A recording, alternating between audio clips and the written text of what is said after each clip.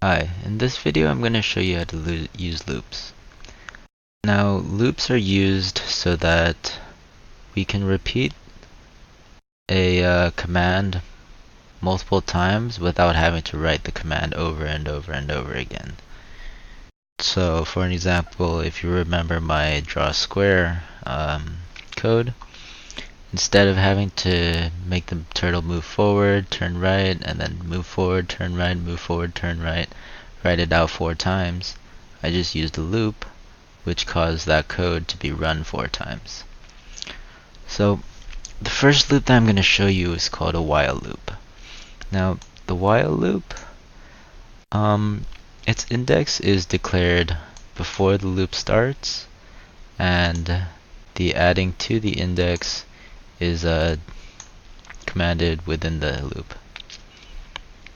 So you start off your loop by typing while, and then your statement, which is as long as this is true, this loop will continue. So for my method, index is less than the length of the pixel array. So as long as index is less than that pixel array's length, it will do this. It will set the color to red.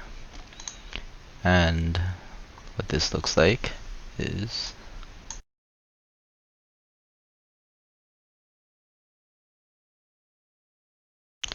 like so. Now, the second array that I'll show you is called a for loop.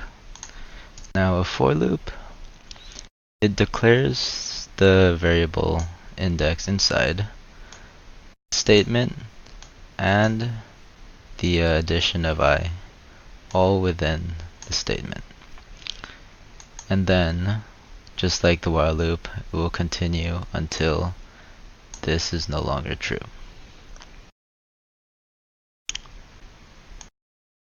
And at the end, it will look like this.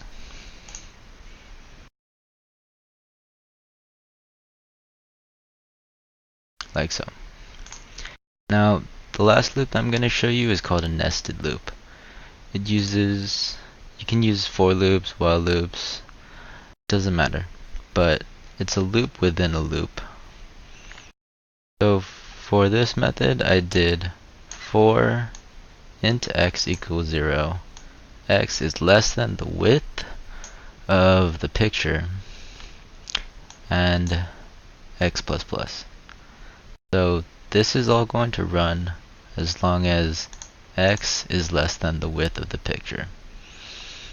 And then the loop within that loop will run int y equals 0, y is less than the height of the picture, y plus plus. So this loop will continue going, and then when this loop is done, this one, then this will do its next iteration and run this method all over again. I mean a loop all over again, over and over and over, until it's done, then this one, and so on until this loop is finally completed. Now, what this nested loop allows me to do that the other loops didn't is I can access the picture as a 2D image rather than just a 1D array. And it will look like this.